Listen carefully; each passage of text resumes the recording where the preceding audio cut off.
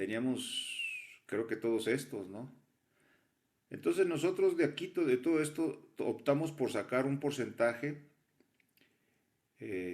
más o menos, acuérdense que hay un, hay un porcentaje, estos son los datos geotécnicos, y hay dependiendo del tipo de tráfico, se opta el porcentaje percentil, ¿no? El 60, el 70 o el 87% más o menos, ¿no? Aquí se optó por seleccionar 17 y con ese 17 se obtiene o sea, y por correlaciones, se obtiene un valor del MR, del módulo resiliente. Entonces, un valor promedio, dice aquí. Entonces se entra entonces a la gráfica, ¿verdad? Nótese que esta gráfica es hay que tener mucho cuidado. Esto es para full depth, ¿no? Para sección completa de carpeta de asfalto. No siempre es esta. O sea, pónganse muy abusados ahí, que yo les diga, va a ser en base emulsificada, tipo uno o tipo 2 o 3 o va a ser una base granular, convencional, de 10 o de 15 o según sea, de 30 centímetros, lo que sea, y se va a hacer una mezcla en caliente, ¿no? HMA. Entonces ustedes, hay que fijarse, hay que seleccionar la gráfica apropiada, ¿no? Entonces dice aquí, a partir de ahí, de esta figura del libro de Pavement Design de One, dice aquí como lo marca eh, la tabla, dice, se entra con el punto ¿cómo dice? Se obtiene un punto de 15 centímetros, lo cual es indicativo de que va a ser el ancho total del pavimento que incluye toda la capa de rodadura, son 15 centímetros. Bueno, esos 15 centímetros vale la pena mencionar que ya incluyen base de carpeta y base negra, o sea, ya son las dos capas. Entonces la estructura quedaría más o menos así, ¿no? Dice, en full depth, ¿no? Le estamos asignando, aproximadamente de 9 pulgadas de base y de carpeta de rodadura, capa de concreto asfáltico 7, ¿no? Yo no sé por qué aquí pusimos, eso nos da 16 y aquí estamos hablando de que son 15 pulgadas. Entonces hay un error aquí. Este valor debería de ser, si aquí le pusimos 9, este valor debería haber sido 6 para que la sumatoria sea 6 más 9 son 15. Entonces, nótese que al ejemplo le damos a la base le estamos dando 20 centímetros, o sea, 8 pulgadas y 30 centímetros de subrasante. O sea, el método no nos dice base y subbase y subrasante, no nos dice, pero nosotros lo tenemos que hacer, ¿no? Entonces, como dice ahí, el alumno en ese tiempo escribió, respetando las especificaciones de la capa de subbase, debe de medir entre 6 y 10 y la subrasante debe de medir mínimo 11. Bueno, en realidad la normativa son 12, ¿no? Son 12 pulgadas. Entonces, una alternativa sería una base emulsificada tipo 2, siguiendo con el ejemplo. O sea, haciendo el mismo ejemplo, todo, pero en lugar de utilizar un full depth, una sección completa. Full depth quiere decir sección completa de carpeta asfáltica, que es sumatoria de carpeta asfáltica más base negra. Acuérdense, eso es full depth, anoten. Entonces, se hizo una segunda opción aquí, a base de una base emulsificada tipo 2. Entonces dice, una vez que se utiliza el gráfico de la página siguiente, se aplica el criterio siguiente. Bueno, antes que nada se va a aplicar, en lugar de utilizar esta gráfica que corresponde a full depth, se va a utilizar ahora esta gráfica que corresponde a una base emulsificada tipo 2. Insisto, ¿dónde están estas gráficas? En el libro de Juan, ¿verdad? Entonces, o en cualquier otro libro donde venga la última versión del Instituto Norteamericano del Asfalto, ¿no? Entonces ahí está, utilizamos otra vez el MR, el MR no cambia, nada cambia, vamos a utilizar los mismos MR y el mismo nivel de tránsito que utilizamos en el caso anterior, ¿verdad? Esta es la gráfica. Acuérdense, hay una gráfica para cada situación, para cada tipo de, para cada modalidad, digamos, ¿no? Entonces dice ahí algo así como, ahora bien, dice, una vez que se utilice el gráfico de la página siguiente, dice, ahora bien, considerando las recomendaciones del Instituto del Asfalto referente a los espesores mínimos de carpetas asfálticas en caliente, HMA, con base a, a las bases emulsificadas, ver tabla 1112 del libro de Juan. Anoten por ahí, por favor, la tabla 1112. ¿Cuál es la tabla 1112? Es esta. No está aquí, no está aquí, no la puse. Igual la puse aquí, pero no, no está, no está. No está, pero es la tabla en donde esa tabla 1112 corresponde a espesores recomendados, mínimos recomendados de, de, de mezcla asfáltica en caliente, o sea, HMA, dependiendo para cada tipo de emulsión asfáltica y para cada nivel de tráfico. En esa tabla ustedes entran con tipo de tránsito, o sea, nivel de tránsito en ESALS, y el tipo de base emulsificada. Ahí viene para base 1, 2 y 3. Entonces ahí dice cuánto le vamos a poner de coronamiento y con cuánto vamos a sustituir los espesores obtenidos de las gráficas. Vamos a suponer, si yo obtengo 17 de base emulsificada, tipo 2 por decir algo, tipo 3, entonces a eso le voy a sustraer yo el espesor mínimo recomendado de la base de la carpeta asfáltica que me recomiendan. Vamos a suponer que me recomiendan 3 pulgadas. Bueno, entonces si el espesor obtenido en gráficas es de 17, quiere decir que voy a poner 3 pulgadas de carpeta asfáltica y voy a poner 14 de emulsión asfáltica tipo 2 o tipo 3, según se trate. ¿Está claro, Emanuel? ¿Está claro? No te escucho. ¿Sí? Hernández, ¿está claro? Sí, Ok, ok. Entonces, se hace una simple sustitución. Entonces, acuérdense, si vamos a utilizar, la única condición es, si van a utilizar unas bases emulsificadas, tipo 1, tipo 2 o tipo 3, el método dice, si vas a utilizar cualquiera de ellas, vas a utilizar un coronamiento de carpeta asfáltica en caliente. Es la única condición. Ahora, si ustedes utilizan full depth, ahí no aplica ese criterio. O peor aún, si ustedes utilizan el tipo de estructuración convencional de una base granular más carpeta asfáltica, pues ahí menos, ¿no? Ahí no la vas a utilizar. Nada más van a utilizar en el caso de bases emulsificadas.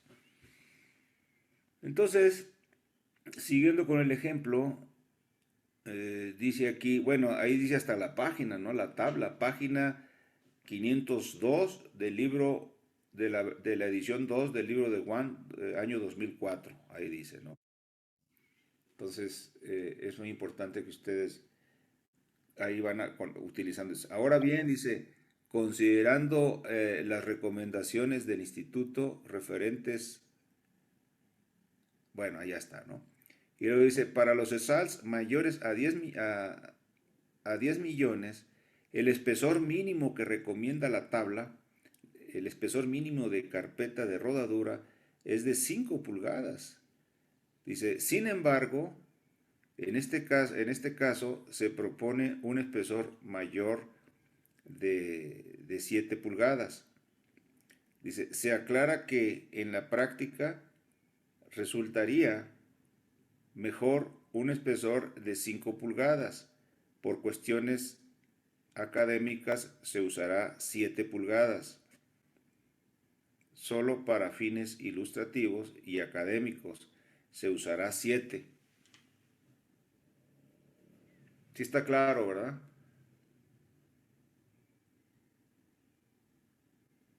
¿Está claro, señores? Pongan sus micrófonos. Necesito interacción. A ver, Carvajal, ¿está claro? Sí, está claro. Ok. Scorza, ¿está claro? Sí, profe.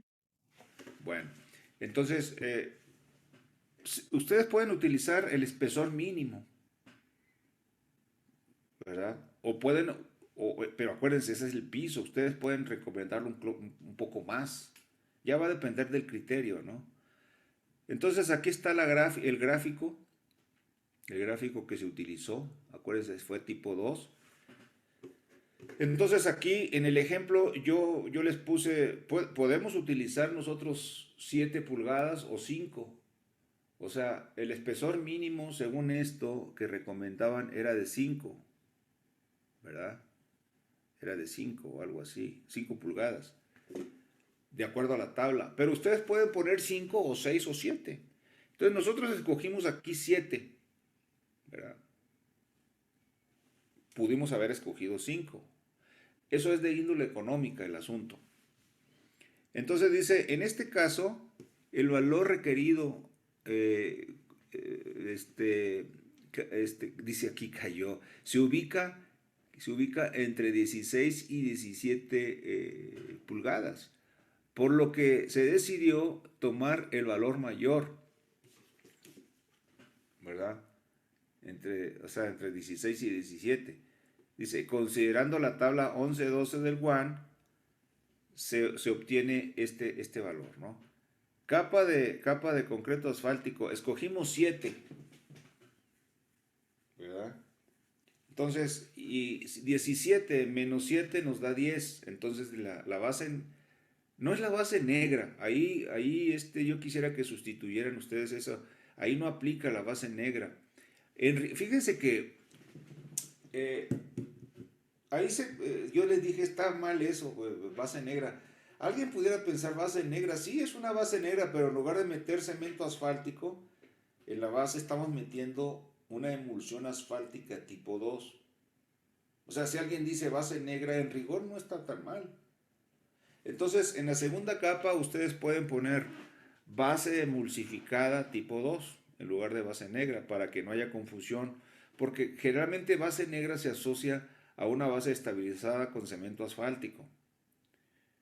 Pero en este caso puede ser una base estabilizada con emulsión asfáltica, ¿no? En realidad el ejemplo se hizo para una base negra tipo 2. Y luego está otra vez está la subbase que le dimos 10 y la subrasante de 12. Y aquí está el terreno de apoyo. Entonces, esta sería la solución, señores. Cuando yo les diga calcúlense mediante el método del Instituto del Asfalto, pues no me vayan a salir con una capa de rodadura y la base. No, yo quiero que me digan, bueno, ¿y qué más sigue? Fíjense cómo en este ejemplo de clase completamos la solución con estas dos capas, ¿no? Con la subbase y con la subrasante. Alguien pudo haber dicho, oiga, en lugar de 10 puede ser 15. Sí, claro, puede ser 15. Aquí adoptamos 10, pero pudo haber sido 15. Lo que sí dice la norma aquí por la SCT son las 12 pulgadas, son los 30 centímetros, ¿verdad? Entonces, alguien está entrando, ya son las 7:17, pues con la pena, ¿no? Ya no entró esta persona. Entonces, ahí está. Entonces, no sé, ¿está claro, señores? O entramos luego vamos a entrar al método del Ashto ahorita. ¿Quieren otro ejemplo o así la dejamos? Si se puede otro ejemplo estaría mejor, profesor, por favor. Bueno, en el otro ejemplo que es más extenso, me voy a ir más rápido. Me voy a ir más rápido a ver cómo está esto.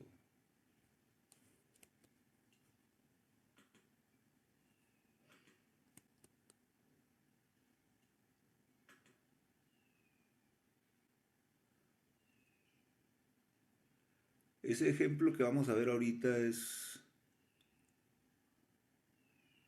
a ver cómo,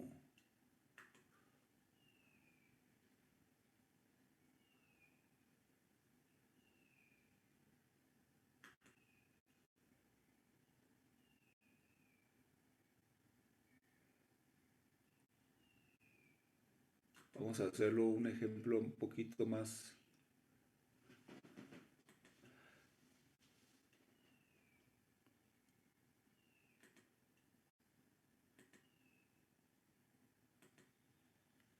Un poquito más, a ver si está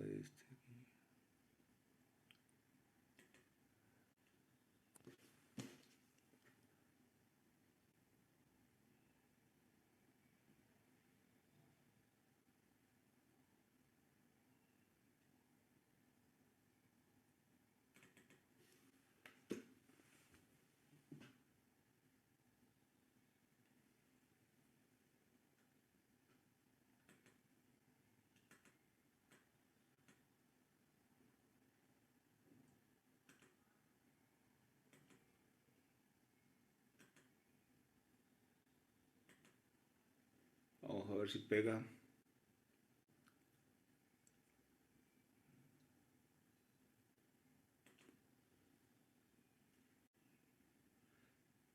Este ejemplo yo lo uso mucho a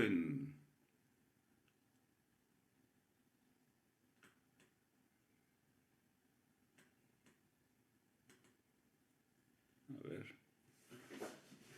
ups, no se ve. Creo que la regué.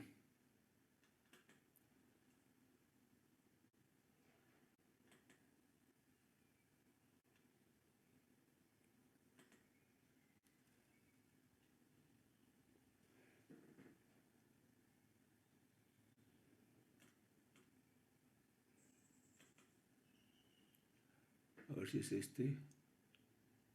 Ay, no, algo estoy haciendo mal.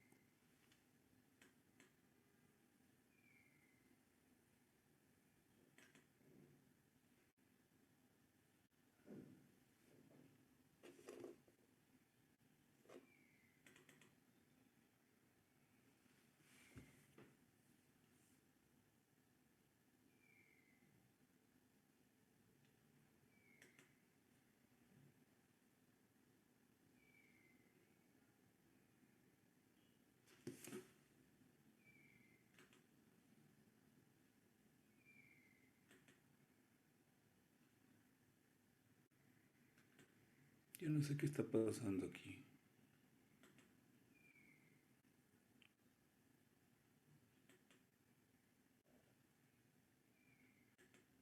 No se ve, ¿verdad? El ejemplo.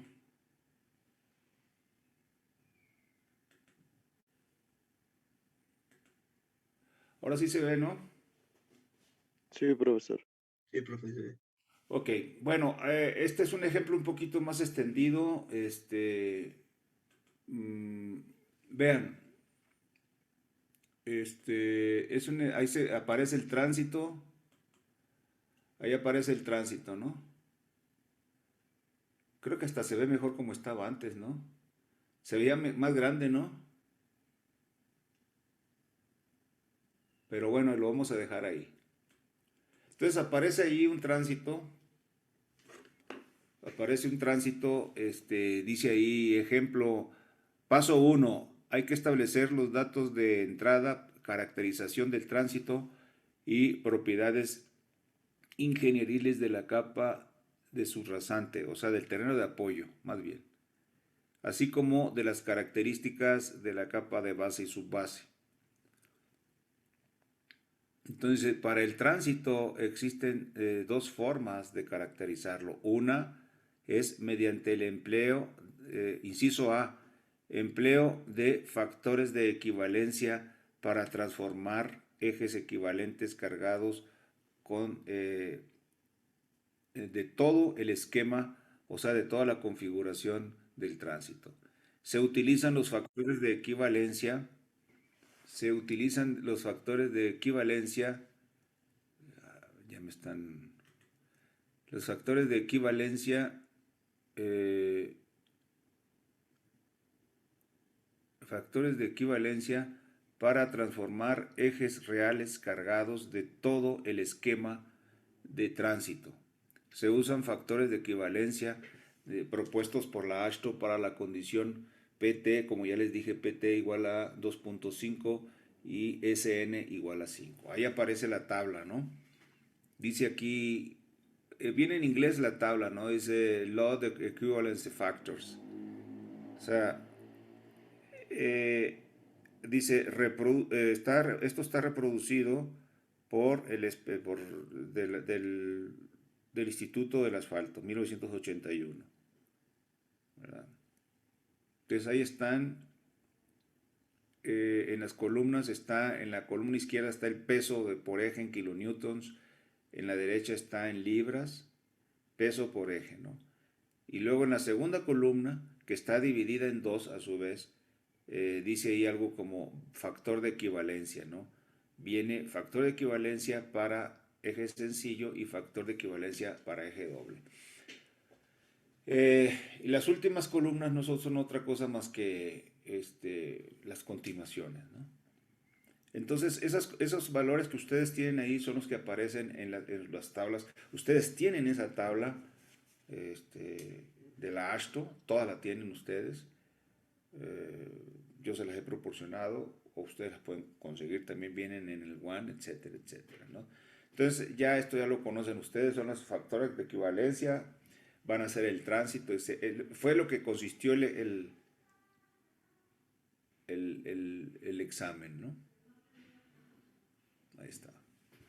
Vamos a suponer que ya lo hicieron. Entonces, ahí está. El tránsito, se hace el cálculo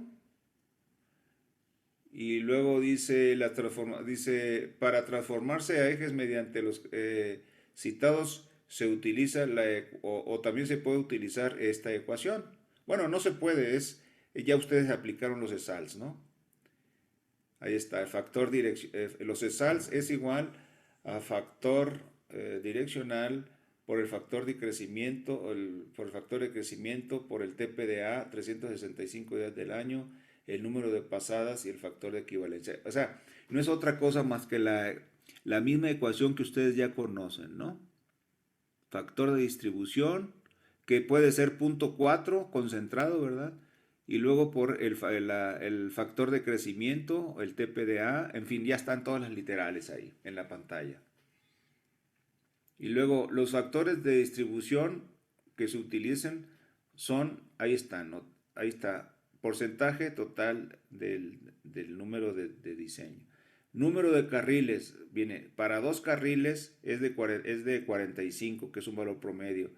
Para 4 carriles en 2 direcciones, o sea, 2 por dirección es 0.4, ¿no? Entre paréntesis viene el rango y ahí viene el valor propuesto, son 40. Para no, perdón, aquí hay algo ahí. Para 2 carriles es 50, para 4 carriles es 45 y para más de 6 carriles 40, tal como dice ahí, ¿no? Ahora, en asterisco dice, entre paréntesis, es rango probable.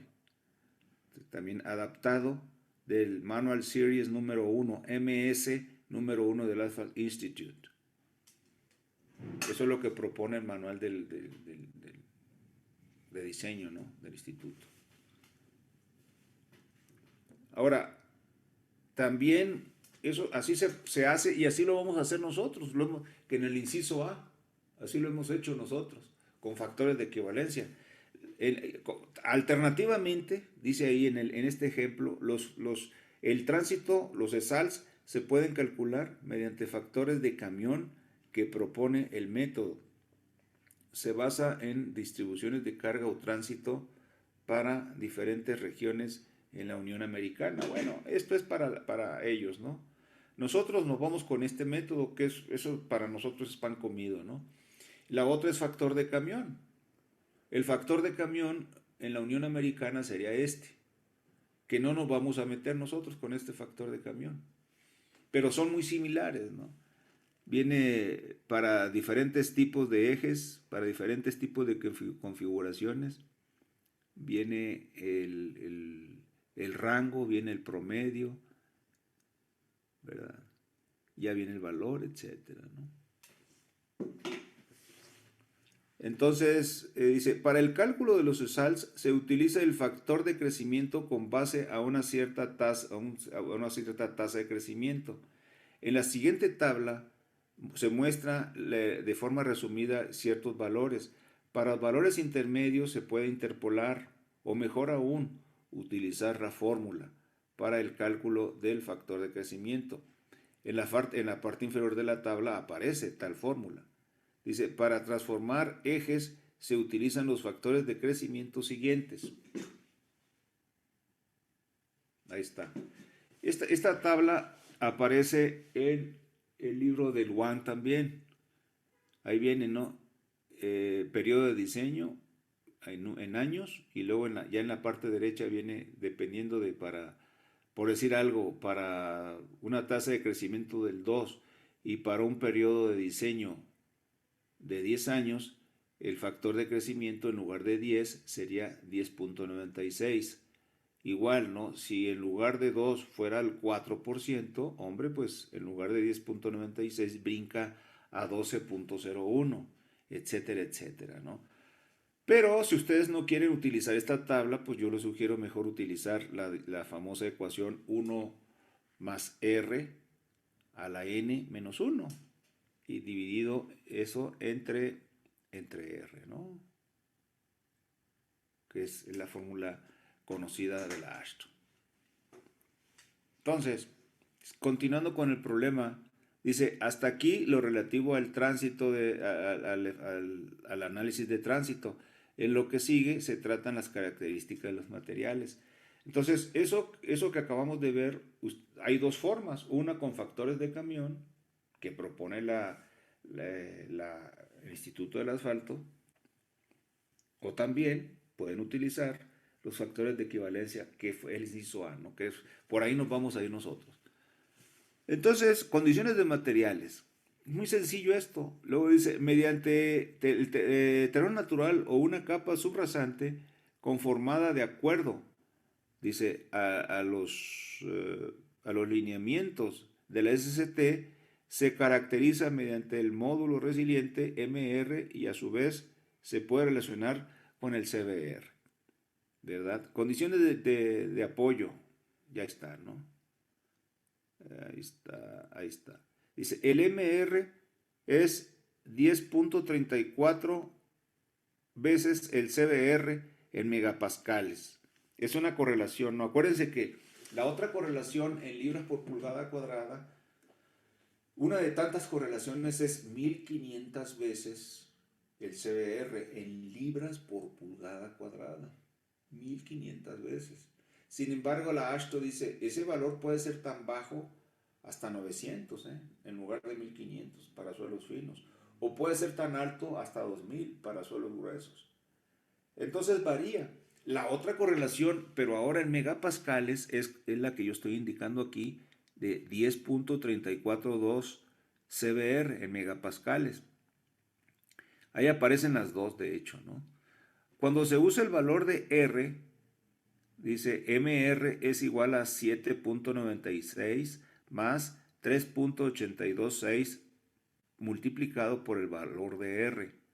Siempre esto es en megapascales. Cuando ustedes utilizan una correlación, señores, anoten, es importante se fijen en las unidades de donde fue derivada, ¿no? Bueno, entonces ahí están diferentes correlaciones, en donde MR es el módulo resiliente, CBR el valor de soporte California.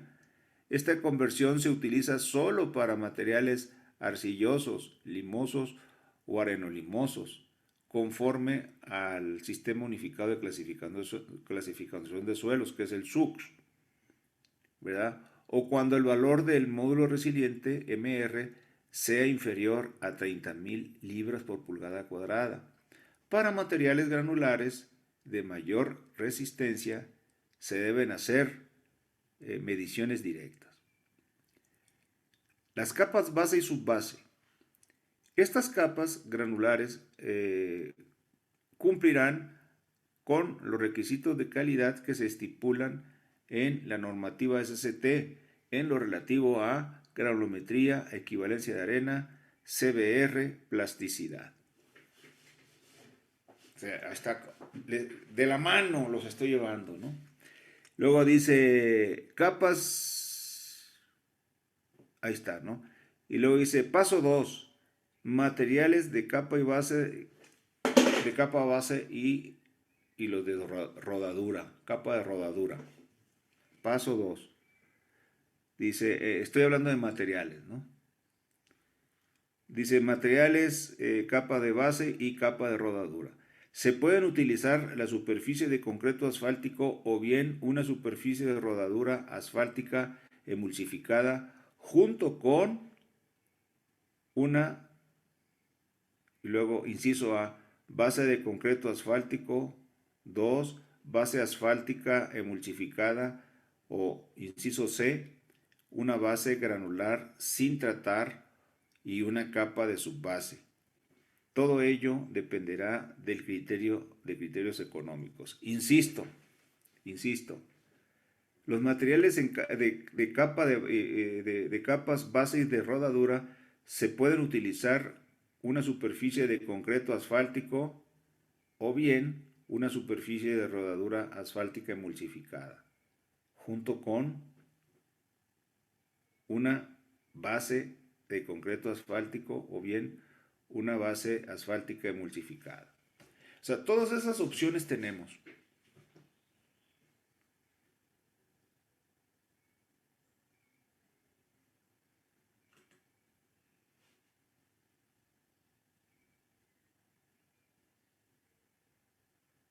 Ahí está. Es el paso 2. Ahora, el Instituto del Asfalto recomienda ciertos grados de cementos asfálticos que sean aptos para condiciones de temperatura. La selección del cemento asfáltico se hace al considerar la capacidad ligante del mismo, ¿verdad? Y la capacidad para recubrir satisfactoriamente al agregado en condiciones específicas de temperatura. Entonces, ahí aparece una tabla, ¿no? Tabla, dice, grados de asfalto recomendados para diferentes condiciones. Entonces, clima frío, temperatura media anual menor a 7 grados centígrados, se pueden utilizar el AC5, ¿verdad? Con una penetración de entre 120 y 150. Y luego viene en clima cálido, temperatura media anual al aire entre 7 y 24 grados centígrados. Ahí vamos a utilizar un AC10 o una AER 4000 cuya penetración está entre 85 y 100.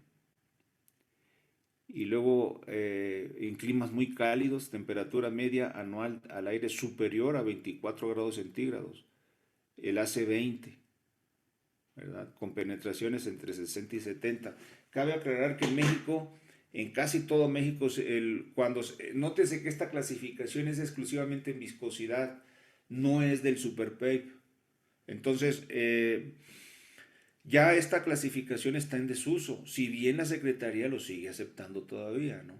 Pero el AC20, por ejemplo, es el que más se utilizaba en México, hasta hace básicamente es el que más se utilizaba, el AC20 para clima cálido, ¿no? Entonces, continuando, como comentario, tanto asfaltos emulsificados de fraguado medio, que es el MS, como lentos, el SS, se usan en mezclas para bases asfálticas emulsificadas. También se pueden usar los dos tipos de catiónicas, ACTM D2397 o ASHTO M208, anoten que son los dos tipos, ¿no?, de catiónicas. ACTM D2397 y ASHTO M208, repito, ¿no? O aniónicas, que están normalizadas conforme la ACTM D977 o ASHTO M140.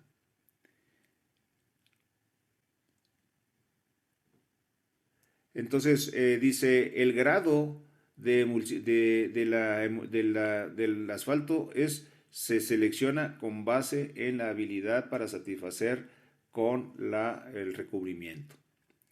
Está determinado por el recubrimiento que pueda proveer a los agregados y a la prueba de estabilidad y la prueba ASHTO, ¿no? ASHTO T59. Aplican también otros factores importantes en la selección, como es el contenido de agua en el sitio y también las condiciones anticipadas de clima, de construcción y el proceso de construcción que se va a utilizar. Eso es de acuerdo, como dice, al MS al manual de diseño del Instituto del Asfalto. Paso 3. Espesor mínimo requerido. El espesor requerido es mediante el empleo del programa DAMA, que ya le hemos hablado, o bien utilizando las gráficas para los ESALs de diseño y el tipo de superficie de rodadura, subbase seleccionada. Entonces, el concreto asfáltico en todo el espesor, esto es full depth, puede ser full depth, el concreto asfáltico en todo el espesor. Este tipo de solución utiliza mezcla asfáltica para todas las capas por encima de la subrasante. Ojo, voy a utilizar puro cemento, o sea, capas estabilizadas con cemento. Es el full depth, es la opción de full depth. Dice, el espesor mínimo es conforme a la figura 18.5. Se obtiene leyendo la gráfica, la 18.5 es esta. Aquí viene la 18.5, que es para full depth. Ustedes ya tienen esa gráfica. Dice la 18.5, se obtiene leyendo la gráfica apropiada, utilizando los ESALs y el MR del diseño del paso 1. Para determinar el espesor mínimo requerido se utiliza la secuencia del ejemplo siguiente. Utilizando esta gráfica, ¿no?, de full depth. Dice, nota. En estas notas generales del curso aparecen la totalidad de las curvas para varios casos y espesores de bases y tipos de bases emulsificadas. Claro, ya las mostramos en la clase anterior, ¿no? Ejemplo, calcular el espesor de una capa de espesor completo de carpeta asfáltica para soportar un ESALT de 2.172.042 ESALs. Si el CBR de las subrasantes de 10, hay que determinar el espesor de capa asfáltica. Entonces el MR vamos a utilizarlo, lo vamos a obtener como 10 veces el valor, o sea, 10 veces el valor, bueno, 1500 veces el valor del CBR en libras. Entonces eso me da 15,000 libras por pulgada cuadrada de MR. Y con los ESALs que tengo ahí de 2.172.042, que es 2.17 por 10 a la 7, entro a la gráfica y obtengo un espesor de 9 pulgadas. Entonces, ahí está, ¿no? Ahora, de esto yo dice, superficie de rodadura de concreto asfáltico y base asfáltica emulsificada. Bueno, este es otro ejemplo, o más bien otra opción. Estos pavimentos se construyen con una carpeta asfáltica como de rodadura y asfalto emulsificado como base. Se consideran 3 tipos de bases emulsificadas. Acuérdense, tenemos 3 tipos, 1, 2 y 3. Entonces las bases emulsificadas siempre le vamos a meter un coronamiento de una carpeta. Ojo, eso es importante. Ya lo he repetido un montón de veces eso, ¿no? Entonces ahí están las 3 tipos. No gastaré tiempo en las tipos 1, 2 y 3. Ya fueron definidas, ¿no? En las clases pasadas. Entonces, el espesor mínimo, dice, la siguiente tabla muestra los espesores mínimos de concreto asfáltico sobre las mezclas emulsificadas, o sea, tipos 2 y 3. Dice, para el caso de la tipo 1 se puede considerar adecuado solamente un tratamiento superficial. El espesor de base emulsificado se determina como la diferencia entre el espesor total leído en las gráficas, ¿verdad? Carpeta más base emulsificada obtenida en la gráfica menos el espesor mínimo de concreto asfáltico o carpeta que se presenta en la tabla ya citada, ¿no? Este comentario se los he venido yo haciendo. Aquí viene la tabla, ¿no? La tabla multicitada. Aquí está, espesor mínimo de concreto asfáltico. Y en la columna 1 tiene nivel de tránsito en millones de ejes. Y luego en la columna del medio es tipo 2 y en la última columna es tipo 3. ¿Verdad?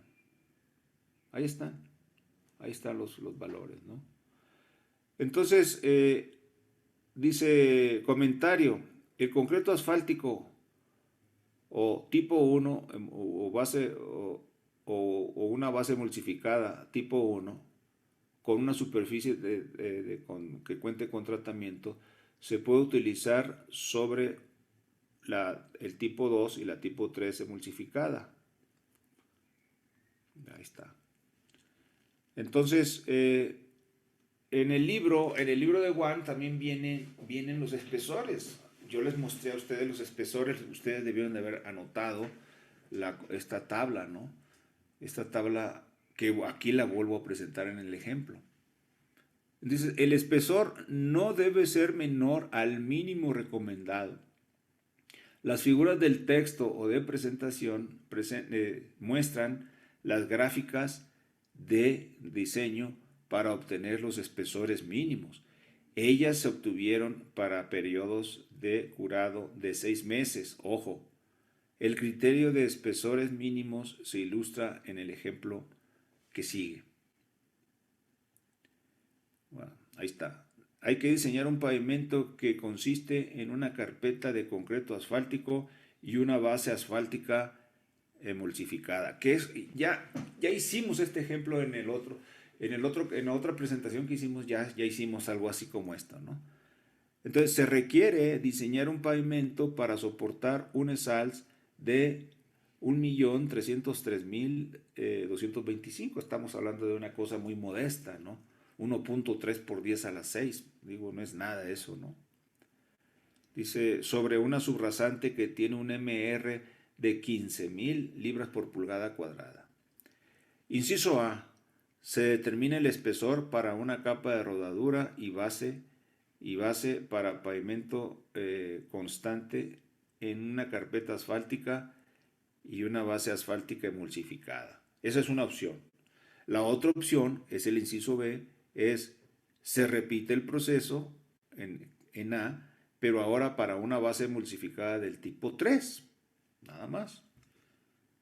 Entonces, los datos de entrada van a ser ESALS 1.3 por 10 a la 6, MR 15.000 libras por pulgada cuadrada. Entonces, el espesor mínimo de carpeta asfáltica de la tabla que está en la parte superior, tabla 1811, es igual a 3 pulgadas. Ustedes lo pueden ver ahí. Es el espesor mínimo de 3 pulgadas. Porque estamos hablando de 10 a la 6 más o menos.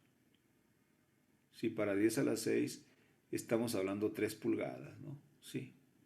Es el mínimo, ¿no? Entonces dice ahí algo así como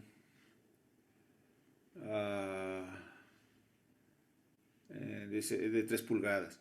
Dice, el espesor total carpeta asfáltica de rodadura más la base, según la figura 10.7, es de 10, que está aquí. Según esta figura, carta de diseño para una base emulsificada tipo 2. Tipo 2. Dice, es de 10. Entonces, el espesor de la base es de 10. Es de 10. Entonces, vamos a ver.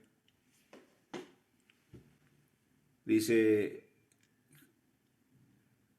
ahora vamos a ver, yo no sé por qué, lo que no me gusta es de que, bueno, si es de 10, a ese 10 hay que quitarle el 3, ¿no? El 3 de la... No se ve ese paso, es lo que no me gusta aquí. Bueno, esta es una base emulsificada tipo 2. Entonces dice, el espesor mínimo de carpeta asfáltica, de acuerdo a la tabla 10.11, es igual a 3. Y de la figura 10.7, el espesor de carpeta asfáltica de rodadura más base es de 10. Entonces el espesor de base debe ser de 10. Si esto nos da 10 aquí, el espesor de base, aunque diga aquí de 10, debe ser de 10 menos 3. El espesor de base debe ser 7 más las 3 pulgadas de el concreto asfáltico. ¿Está claro eso, Hernández? Sí. Tonatiu, ¿está claro eso? Bueno. Bueno, ahí está. Y luego carpeta de concreto asfáltico sobre una base granular. Ah, bueno, esto es otra cosa, ¿no?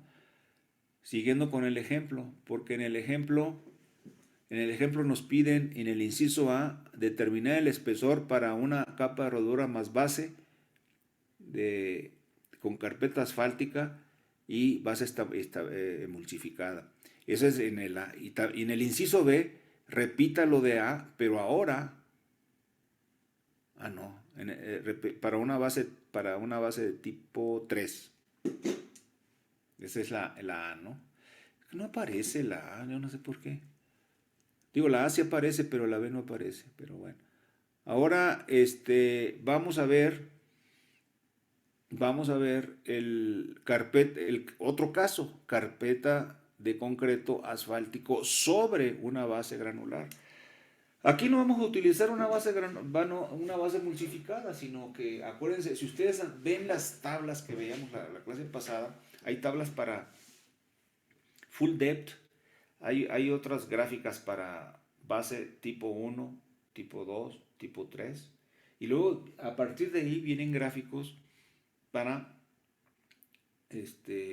secciones completas. ¿Cuáles son las secciones tipo?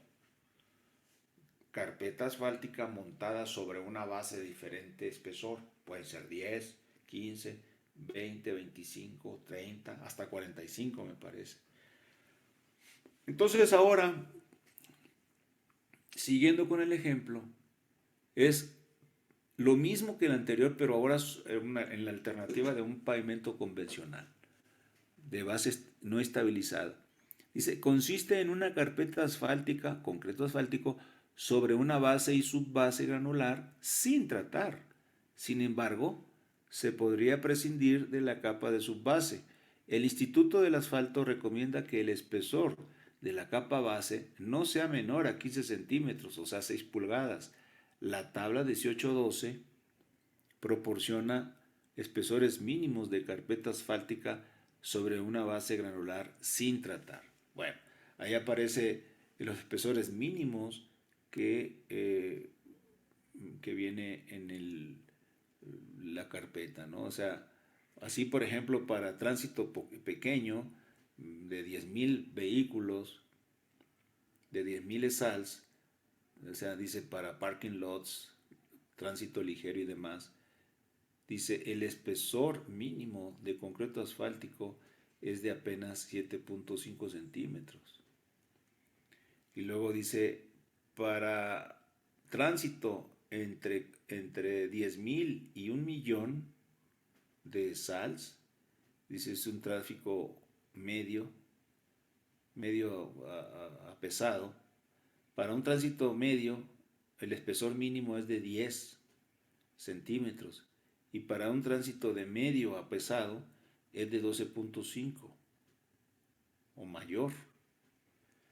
Esos son los espesores que recomienda y tiene sentido, ¿no? Yo siempre les digo, tienen ustedes tránsito más o menos importante, métanle 10. Si ya es medio o pesado, 12.5 parece razonable. Perfecto. O sea, estas recomendaciones están muy bien hechas, ¿no? Ahí está, ¿no? Entonces, dice, estos valores dependen del nivel de SALs, o sea, del nivel de ejes equivalentes. Cuando se utilicen estas gráficas, el diseñador empleará de manera que no se extrapolen en regiones de tránsito más altas. El proceso se ejemplifica en este ejemplo, ¿no?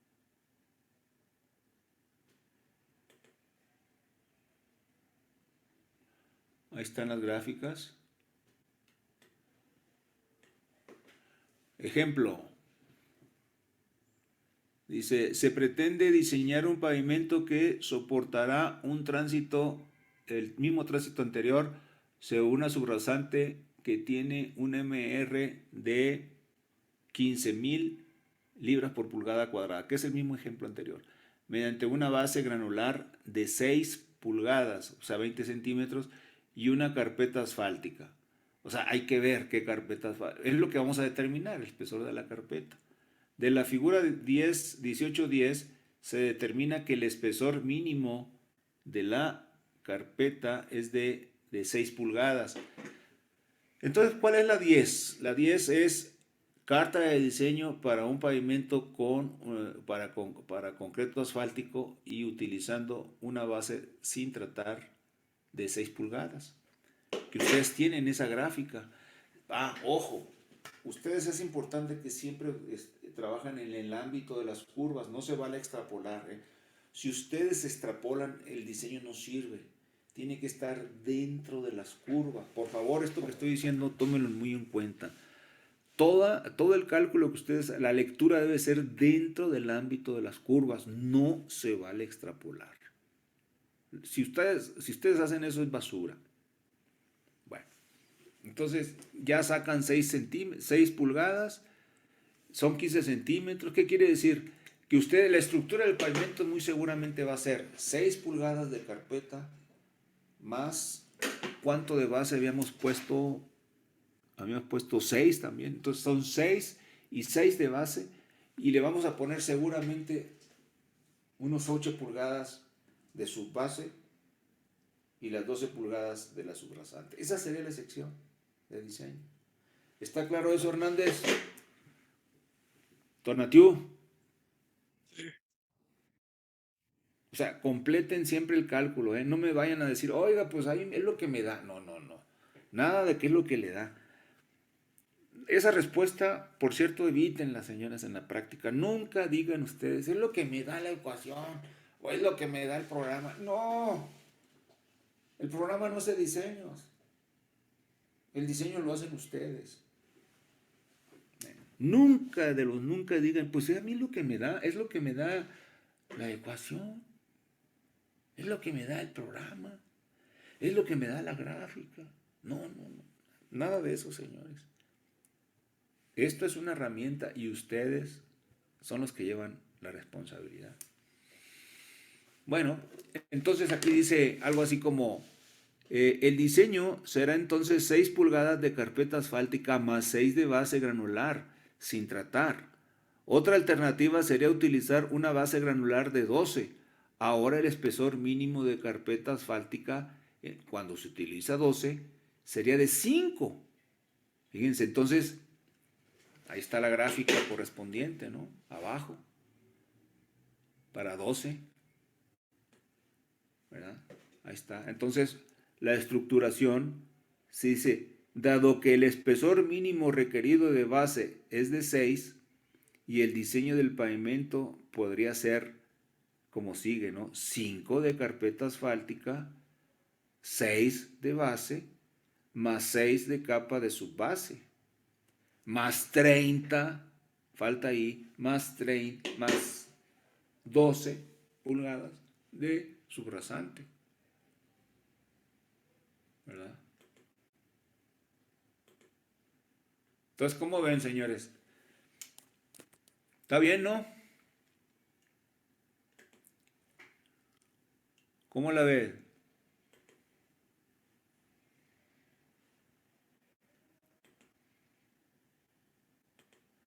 ¿Está bien o no?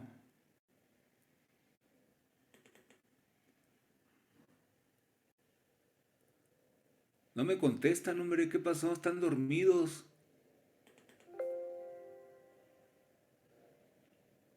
Está bien, profesor. ¿Ya le entendiste? Sí, profesor, ya quedó más claro con este segundo ejemplo. Sí, pues está. El segundo ejemplo, claro, yo lo uso más generalmente yo los uso de otra manera, ¿no? Más detenido. Aquí me fui muy rápido porque ya habíamos visto un ejemplo. eh, ya habíamos visto nosotros otros ejemplos, por eso es de que. Por eso es que me fui más rápido. Pero este ejemplo que puse me gusta mucho porque pues refleja, ¿no? Cómo se hacen las cosas en la práctica eh, con diferentes opciones.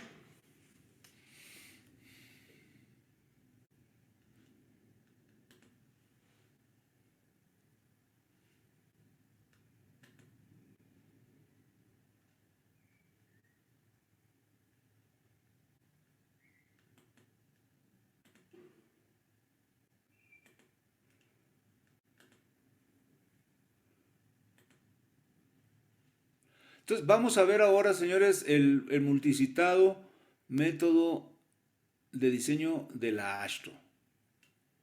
Es un método que al igual que los otros dos métodos que hemos visto son los más comunes. Son los más comunes. Estamos viendo los tres métodos más comunes. Los que utiliza, por ejemplo, la Secretaría siempre, claro, no digo son los mejores, pero son los más comunes, ¿no? La Secretaría los usa mucho. Por ahí se empiezan a utilizar más los mecanicistas, que no vamos a ver aquí, los mecanicistas. Entonces, este método que vamos a ver es un método empírico, semiempírico también, el método del Instituto de Ingeniería, método de la AASHTO. Entonces, la historia de este método es la siguiente, ¿no? Se hace una prueba en 1958, empiezan los preparativos, se realiza en 1959 en Ottawa, Illinois, en las afueras de Ottawa, había unas instalaciones de la Armada y ahí la AASHTO construyó 6 circuitos de prueba, 6 tramos. Y en cada uno de esos tramos utilizó retornos casi circulares y hubo zonas de tangente.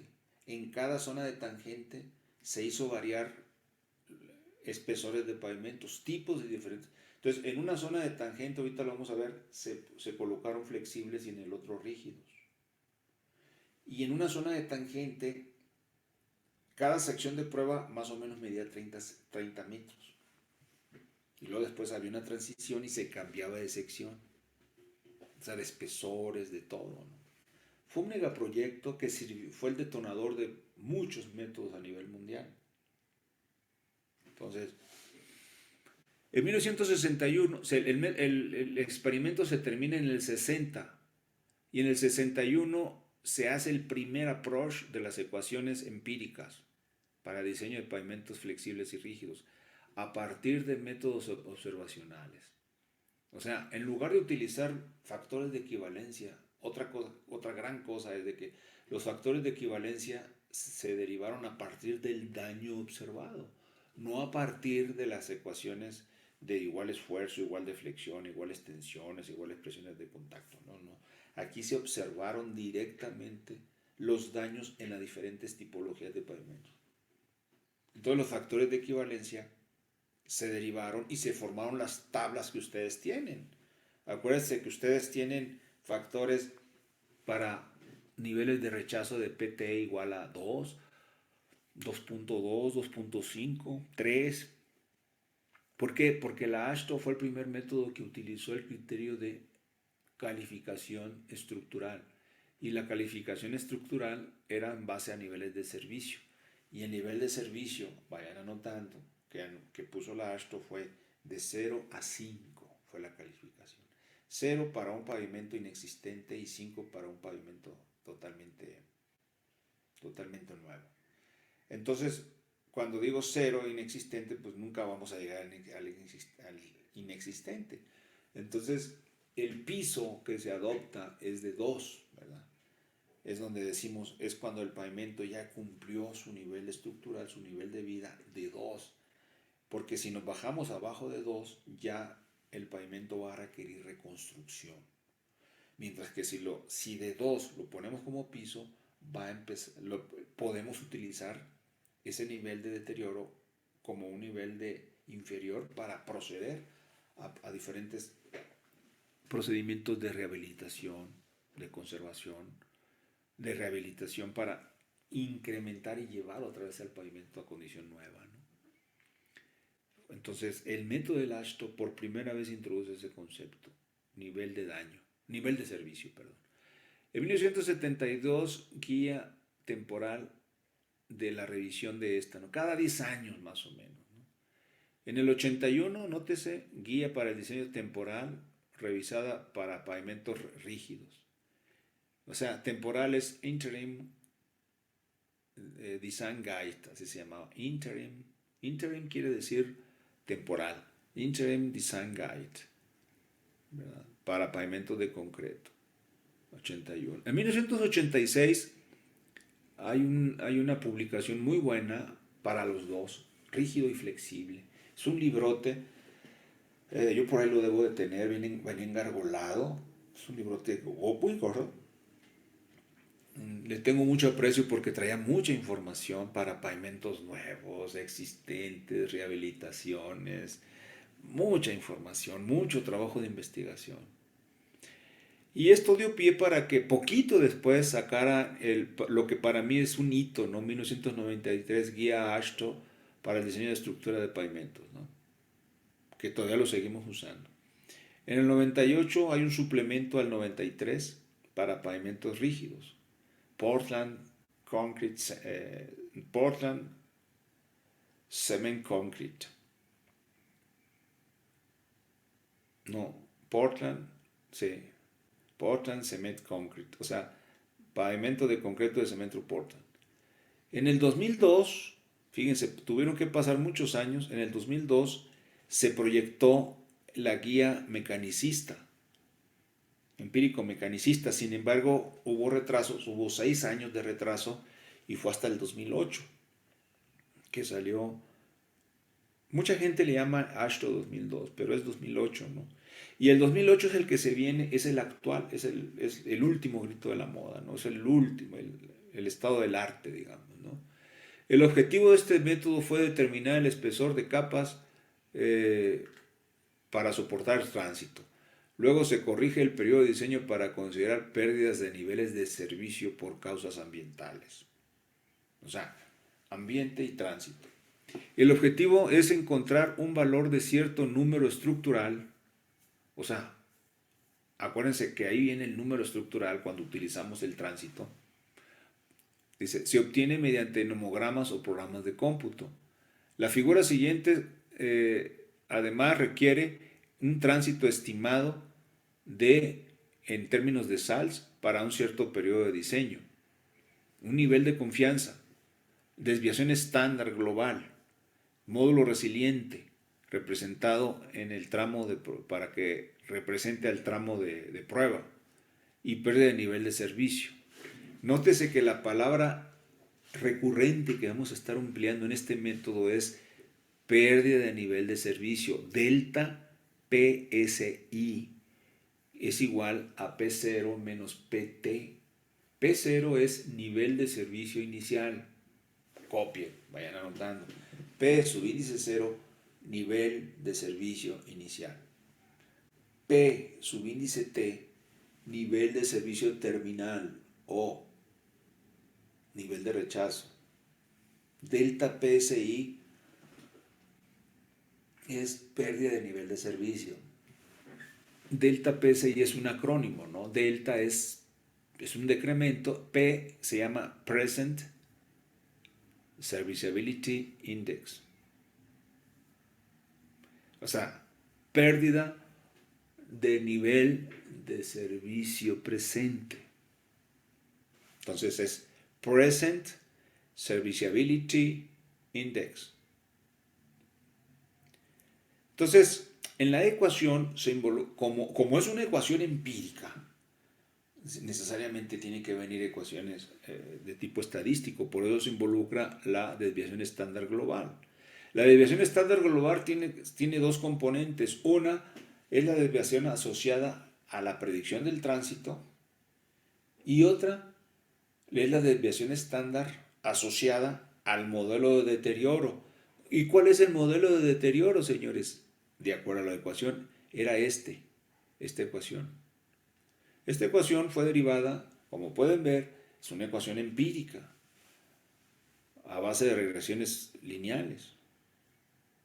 Entonces se inventó esa ecuación, se fue ajustando, y era el enfoque empírico. Como pueden ver, es una ecuación muy sencillita, que se puede hacer en Excel. Y ya esto ya pasó un poco a la historia, puesto que los modelos más rigurosos de ahora toman en cuenta la respuesta estructural, ambiente y componentes, de manera de los materiales, envejecimiento de los materiales, y concilian en la respuesta estructural mediante métodos numéricos con los modelos de deterioros vistos en la práctica. El procedimiento se hace a través de una computadora hasta que se concilien los niveles de respuesta con los niveles realmente observados para cada tipo de deterioro. Fíjense, fíjense lo que acabo de decir, para cada tipo de deterioro, porque en los pavimentos flexibles va a haber varios tipos de deterioro y hay varias ecuaciones para reflejar ese tipo de deterioro. Y en eso también se va a involucrar algo que se llama nivel de confianza. Cuando hablo de nivel de confianza, irreversiblemente me estoy refiriendo otra vez a un valor estadístico, a un nivel de incertidumbre, a un factor de seguridad, en pocas palabras.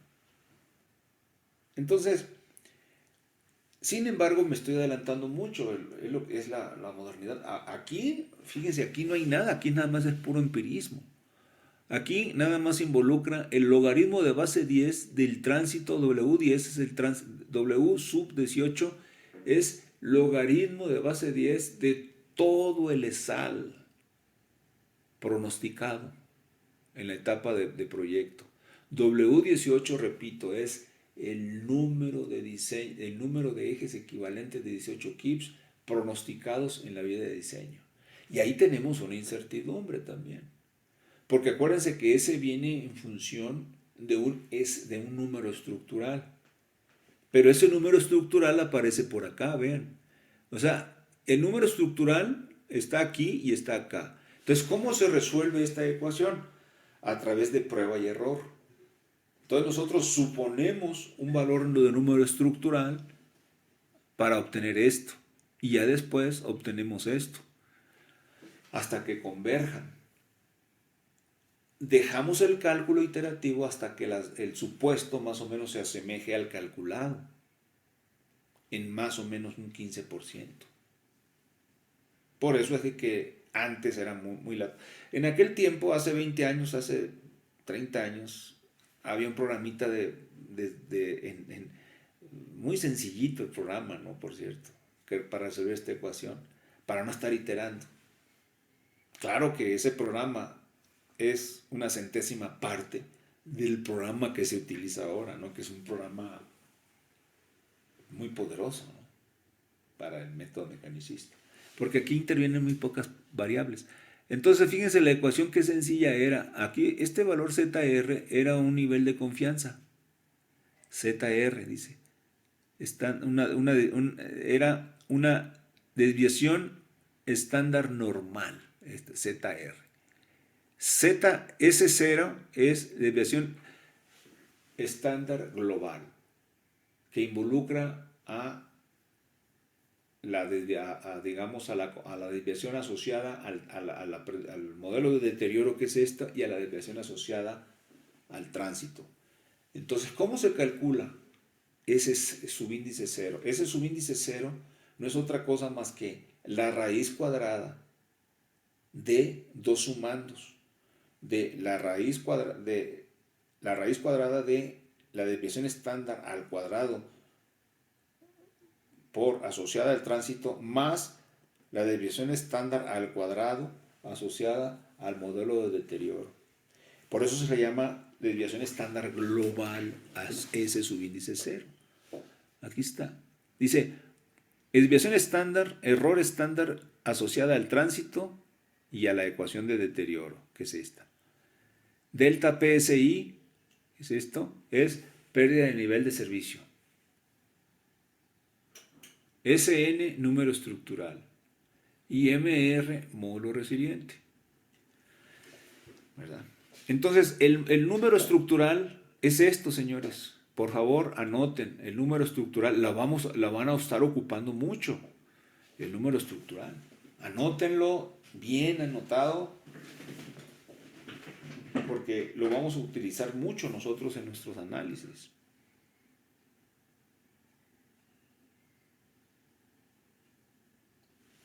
Entonces, ahí viene la definición, ¿verdad? Número estructural es, ahí es un factor, un coeficiente estructural. Ahí está. ¿Cómo se obtiene? De manera preliminar, pongan ahí factor, o más bien coeficiente estructural, entre paréntesis, depende de la rigidez de la capa asociada. ¿Verdad? Ahí, por ejemplo, A1 es para la carpeta, A2 es para la base, A3, este ahí es A3, es para la capa de subbase. Entonces, ¿de dónde depende eso? Pongan ustedes por ahí, dependerá de la rigidez y existen nomogramas para deducir el valor del número estructural a partir de nomogramas, ¿verdad? En las clases subsecuentes se mostrarán estos nomogramas, o más adelante se muestran esos nomogramas de donde podemos sacar el valor de ahí. Ahí, por ejemplo, es A1, caso de carpeta, A2, caso de base, A3, caso de subbase. Bueno, DI, como aparece ahí, es el espesor de la iésima capa. Bueno, aquí nada más hay 3 capas, ¿no? D1 es espesor de la carpeta, D2 espesor de la base, D3 espesor de la subbase. Y MI, póngale ahí, MI igual a C subíndice D, MI igual a C con D con C sub D es igual, póngale, a coeficiente de drenaje. El coeficiente de drenaje se introduce por primera vez en 1986 para reflejar las condiciones ambientales del pavimento. Específicamente, el CD o MI se refiere a el porcentaje del año en que la estructura del pavimento estaba sujeta a condiciones próximas a saturaciones de agua. También, el MI o el CD es un coeficiente que refleja la capacidad de drenaje. La capacidad de drenaje que tiene la estructura del pavimento. Entonces, es buena pregunta, se me acaba de ocurrir hasta para examen, eso. O sea, esta ecuación, señores, se puso, acuérdense, fue inventada antes de que hubiera Excel, antes de que hubiera Lotus, antes de que hubiera hojas de trabajo. Entonces, a nosotros, a los estudiantes, a los profesionistas de hace 30 años, pues se nos daba esto, ¿no? Se nos daba un nomograma como este, un nomograma de solución, que ahora pues ya, todavía algunos de ustedes lo usan, yo no sé por qué, pero cuando lo más fácil es en un Excel programar esta ecuación, ¿no? Esta ecuación, por cierto, esta ecuación se replica aquí, y este nomograma era una ayuda que nos daba la ASHTO a nosotros, ¿no? Entonces aquí viene un ejemplo, ¿no? Aquí vienen ejemplos de variables y aquí viene el ejemplo de uso. Entonces, esos nomogramas, por ejemplo, aparecen en mis libros también, en mi libro de, no sé, creo que aparece, bueno, en el guía de diseño para pavimentos rígidos, ahí aparece. No, este nomograma no, pero aparece uno para pavimentos rígidos. Este es para pavimentos flexibles, ojo. Cuando ustedes vean esta cosa que dice SN, Structural Number, es puramente para pavimentos flexibles. No quiero que me pregunten, como en el examen, oiga, ¿es para pavimento flexible o para pavimento rígido?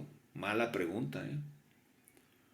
Fíjense que a mí una vez me tronaron en un examen parcial, en clase de resistencia de materiales. Yo llevaba muy buenas notas con ese maestro. Éramos un grupito, éramos varios ahí, pero éramos 2, 3 y la llevábamos bien. Yo no es por nada, pero era de los más aplicados en resistencia de materiales. Y en ese examen parcial me fue muy mal. Bueno, me fue regular, pues, pero a mí me fue muy mal porque el maestro me iba a exentar. No, tú no presentes. Y sacó como a 2 o 3. Y a mí me iba a sacar. Pero yo por hablador me fue mal porque hice una pregunta incorrecta. Contesté, eso fue en Culiacán, en la UAS. Contesté, le pregunté algo al maestro y el maestro me dijo, me preguntaste una tontería, entonces por eso te tuve que dejar, Aurelio. Bueno, y creo que saqué 7, una cosa así, me fue pésimo. Bueno, me fue mal, pues. Pero después me recuperé, por eso en la vida no hay que dejarse, señores. Le va a uno mal en una cosa, pues más duro hay que estudiar. ¿Ah? Me acuerdo que cuando yo era niño me costaba mucho trabajo el inglés. Bueno, más duro me puse. Más o menos llegué a la profesional más o menos con el inglés. Ya después lo aprendí más, ¿no? Pero a lo que me refiero es de que no hay que dejarse, pues. No hay que dejarse. Bueno, ahí está. Esta ecuación, esta ecuación que ustedes ven aquí es una ecuación tipo de los niveles de servicio que se representaban. Los niveles de servicios antes eran calificados de manera abstracta. Le daban el AASHTO le daba a un comité técnico y a usuarios de vehículos les daba una hoja y les decían, ¿cómo calificas esto? No, pues bien, más o menos. La calidad de rodadura, ¿cómo la calificas? Entonces se lo daba a especialistas, se lo daba a ingenieros y a usuarios. Así empezó a inicios de los 60. Entonces, estas ecuaciones que ustedes ven aquí son los primeros esfuerzos que sirvieron para calificar del punto de vista objetivo, real, a base de mediciones, a la calidad de rodadura de los pavimentos rígidos y los pavimentos flexibles. Entonces ya se dejó eso de que no, pues yo creo que está bien. ¿Cuánto le das de calificación? Del 1 al 5, no, pues 3.3. Era subjetivo todo. Entonces aquí no. En base a las mediciones reales, ya, claro, estas ecuaciones son viejitas, pero ya ahora hay ecuaciones modernas adaptadas a cada tipo de pavimento, y no solamente a cada tipo de pavimento, a cada tipo de daño, fíjense. Entonces, ¿qué quiere decir? Que nosotros ya podemos calificar el nivel de daño, el nivel de deterioro o calidad de servicio en base a mediciones. Es más, la Secretaría dice, oye, voy a hacer un levantamiento de la red federal en Sonora y otro en Chihuahua, y empiezan a cotizar. Entonces llegan las empresas, cotizan y mandan equipos. Hay equipos para que a uno le digan cuál es el daño, señores.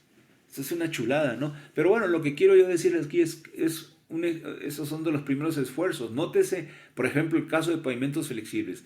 Índice de servicio, aquí dice índice de servicio, está mal escrito, ¿no? Debió haber sido en mayúsculas. Índice de servicio igual a esta ecuación. Entonces viene en función del SE variancia de la pendiente. Esa pendiente se podía medir antes o con una regla de 3 metros o con equipo o con rubocímetros. Entonces ahora se utilizan rubocímetros, pero antes se usaba, imagínense, estar midiendo con regla de 3 metros, era la muerte, ¿no? Estación por estación, no. Ahora los rubocímetros, señores, se trabajan, lo pueden ver en mis libros o en cualquier otro libro, se trabaja a velocidad normal, a 100 kilómetros por hora, ¿no? Mando un vehículo y a 100 kilómetros, entonces me manda la rugosidad transversal y la longitudinal. Le dan ganas de llorar a uno, ¿no? De la tecnología, todo lo que hace la tecnología. Pero con esto, imagínense, C era longitud del agrietamiento por cada 100 kilómetros cuadrados, y P era área con baches en cada 100 metros cuadrados. Entonces, más o menos uno podía, profundidad de las deformaciones, o sea, también las deformaciones las podía uno medir o con topografía o también con cuencos de deformaciones a base de la viga Benkelman, por decir algo, ¿no? Medía uno de flexiones para la medición estructural, o también las deformaciones las medía uno por topografía, ¿no? Pero era muy lento, todo esto era muy lento. Entonces con eso, pero aquí lo interesante es de que el índice de servicio ya lo podíamos medir. Por ejemplo, aquí para pavimento rígido y para pavimento flexible había dos ecuaciones. Entonces, la calidad de servicio es la capacidad que tiene un pavimento para cumplir en función de la calidad, de la seguridad y del confort que siente el usuario, ¿no? Dice, calificación actual es el promedio de todas las calificaciones individuales que emite un grupo de personas sobre los servicios de un tramo de pavimentos. Otra vez, este término es obsoleto, porque eso de que un grupo de personas ya no se usa. Eso era en los años 60. Pero ahora se utilizan equipos. Y de manera confiable, ¿no? Al milímetro puede uno sacar la rugosidad de los defectos, los mete en un software y ya le da a uno la calidad de servicio. Entonces, fíjense la calidad de servicio cómo lleva desde 0 a 5, lo que les mencionaba, ¿no? Ahí, por ejemplo, de 4 a 5, muy bueno. de 3 a 4 bueno, de 2 a 4 a 3 regular, y así sucesivamente, ¿no? Yo lo que quiero que vean que la AASHTO fue la primera que empezó con esta calificación de 0 a 5, calidad de servicio. Entonces yo espero que ustedes estén anote y anote todo lo que la verborrea que yo estoy haciendo para que muchas cosas no aparecen en las diapositivas, ¿no? Entonces, el nivel de rechazo es el nivel terminal, es el PT, es esto, ¿no? El nivel de rechazo yo nunca voy a bajarme de aquí hacia acá, porque voy a despedazar el pavimento, ¿no?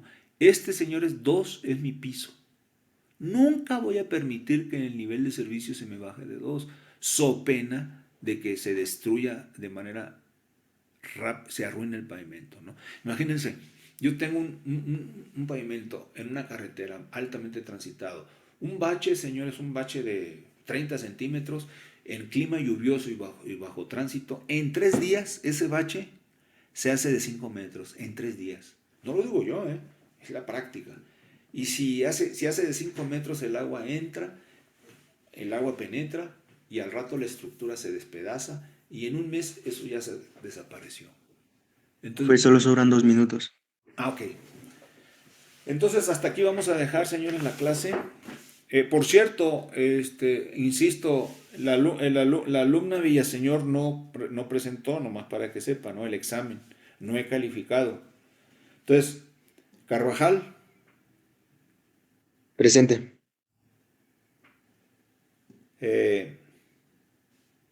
Delgado. Presente. Escorza.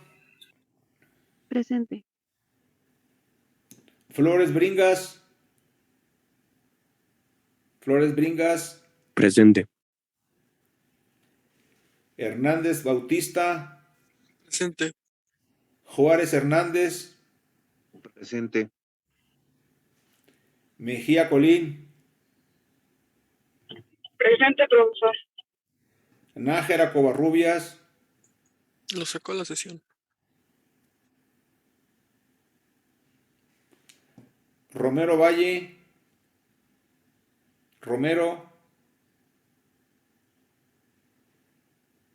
Rubio Ortiz. Rubio. Sala Zárate. Presente, buen día. Buen día. Vargas Fragoso.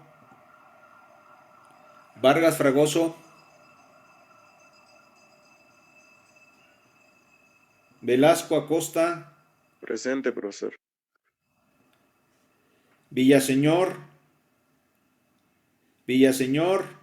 Ah, pues ahora ya entiendo. Villaseñor también causa baja.